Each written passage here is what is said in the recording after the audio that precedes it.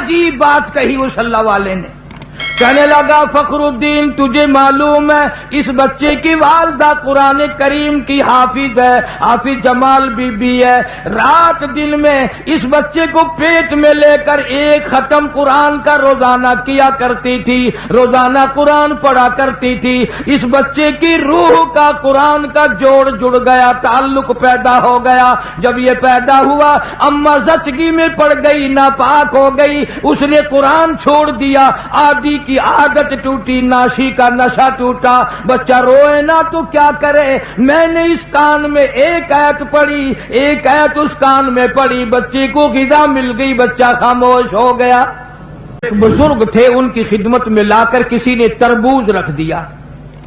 علماء کا مجمع بیٹھا تھا تو وہ اللہ والا فرمانے لگے کہ بھائی آپ لوگ عالم ہیں, یہ بتاؤ تربوز چاقو سے کاٹ کے کھانا سنت ہے یا توڑ کے کھانا سنت ہے؟ چاقو سے کاٹ کر کھانا آقا مدنی صلی اللہ علیہ وسلم کا طریقہ ہے یا توڑ کر کے کھانا سنت ہے؟ تو علماء نے جواب دیا کہ صاحب اس کے بارے میں تو علم نہیں. تو جو لایا تھا فرمانے لگے اسے واپس لے جا, اگر توڑ کے کھاؤں اور سنت ہو کاٹ کے کھانا تو خلاف ہو جائے گا, اگر کاٹ کے کھاؤں اور سنت ہو توڑ کے کھانا تو خلاف ہو جائے گا. بہتر یہ ہے کہ نہ ہی کھانا اچھا ہے.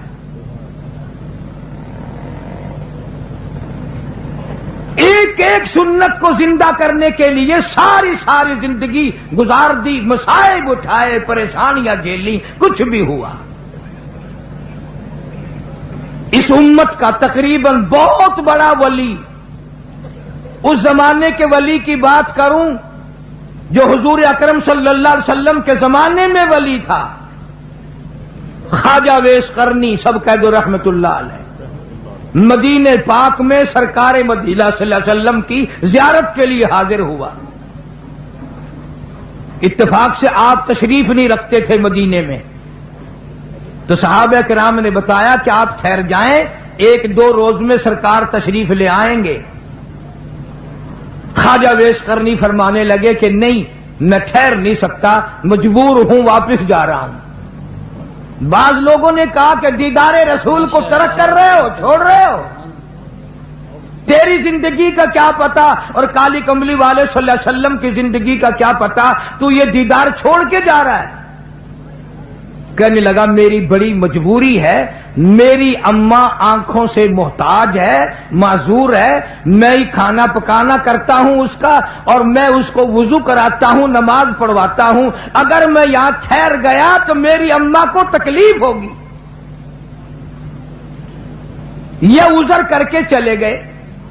سرکار دو عالم صلی اللہ علیہ وسلم تشریف لائے. صحابہ کرام نے بتایا کہ اویس قرنی آئے تھے اور یہ عذر کر کے چلے گئے, اور یہ بتا کے گئے کہ میری اماں کی مجبوری ہے اس لیے واپس جا رہا ہوں.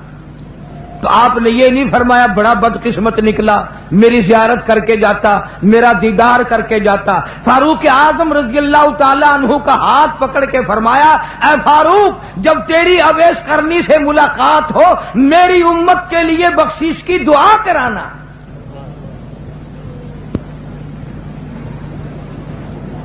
آج لوگ ماں کی پرواہ نہیں کرتے, عالم مولوی بنے پھرتے ہیں, حاجی غازی نمازی بنے پھرتے ہیں, بڑے بڑے قاری عالم بنے پھرتے ہیں ہم لوگ, اور ماں کو سمجھتے ہیں میں پڑھا ہوا ہوں یا ان پڑھ جاہل ہے.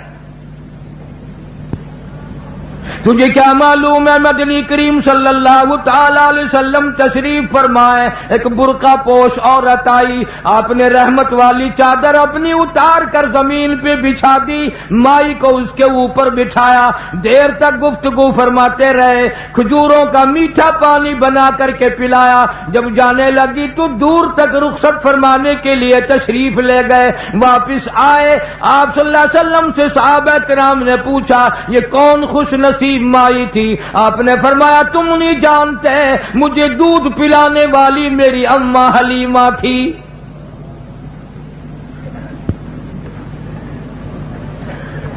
इरशाद फरमाया मदनी करीम सल्लल्लाहु ताला अलैहि वसल्लम ने, जो आदमी अपनी बूढ़ी अम्मा को देखकर खुश होता है, मैं इसके पेट से पैदा हुआ, इसकी गोद में पला, इसने मुझे मुंह में से निकाल कर मेरे मुंह में दिया, इसने मेरी बड़ी सारी जिंदगी खिदमत की, आज भी मेरे लिए दुआएं करती है। हुजूर अकरम सल्लल्लाहु अलैहि वसल्लम ने फरमाया उसके नाम आमाल में एक हज का सवाब लिख दिया जाता है।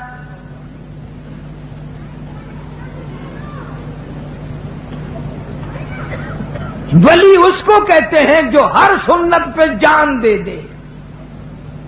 अल्लामा सैयद अब्दुल कादिर जिलानी रहमतुल्लाह अलैह की थोड़ी सी उम्र है, 5-4 साल की उम्र है, वालदा ने सूत की गठड़ी बनाकर सर पे रख दी, फुला के यहां दे आ, मैंने काट कर सूत बनाया है, मेरी मजदूरी के पैसे ले आना।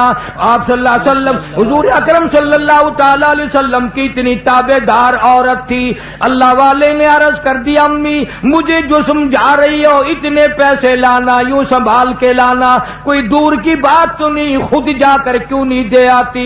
फरमाने लगी लगते जिगर मेरे पैगंबर ने 65 साल जिस औरत की उम्र है, कहती है मेरे नबी ने मुझे घर से बाहर निकलने के लिए मना फरमाया।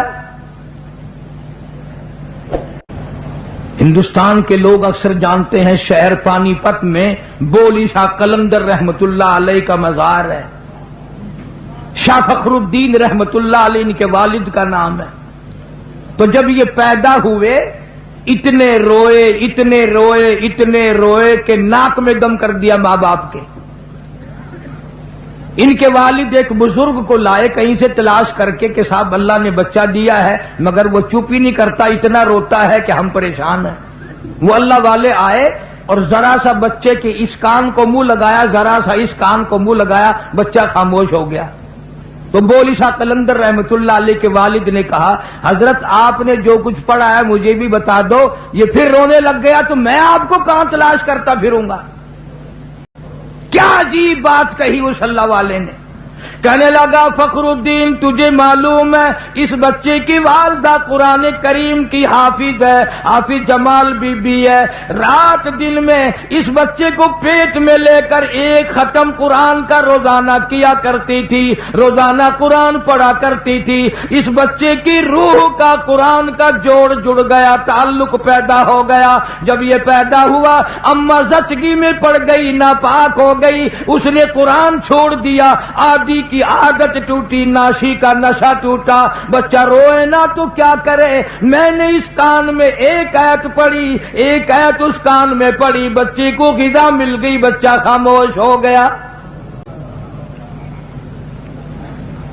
पेशावर के मुसलमानों जब औरतें गोद में बच्चे को लेकर कुरान पढ़ पढ़ कर दूध पिलाया करती थी, इस औरत की गोद से अल्लामा सैयद अब्दुल कादिर जिलानी आया। जब औरत कुरान पढ़ पढ़ कर अपने बच्चे को दूध पिलाया करती थी, इसकी गोद से ख्वाजा कुतुबुद्दीन बख्तियार काकी आया।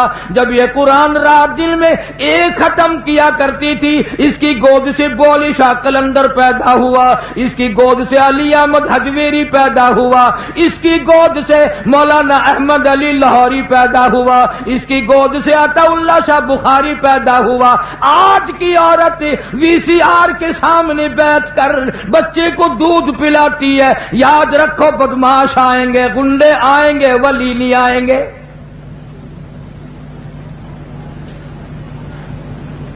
रोजाना आप लोग डॉक्टरों के पास बड़ा हुजूम देखते हैं, बच्चों के लिए बीमारों बच्चों को ले लेकर मर्द औरत आते हैं, तो डॉक्टर बाज दफा नबज बच्चे को देख के कहता है ओहो इसकी अम्मा ने गर्म चीज खाई है। तो सवाल यह करना चाहिए कि खाई अम्मा ने है, अम्मा तो ठीक ठाक है, बीमार बच्चा है, अम्मा तो बीमार नहीं हुई।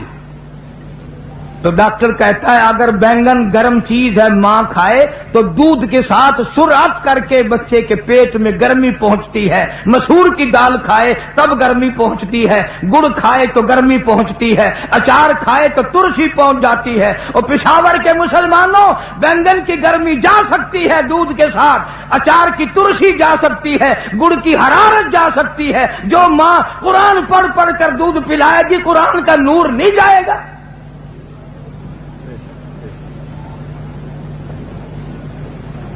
کیا وجہ تھی کہ اس زمین پہ، اللہ کی سرزمین پہ ایک ایک ایسا اللہ والا آیا کہ ناخون بھی سنت کے خلاف نہیں کٹوائے۔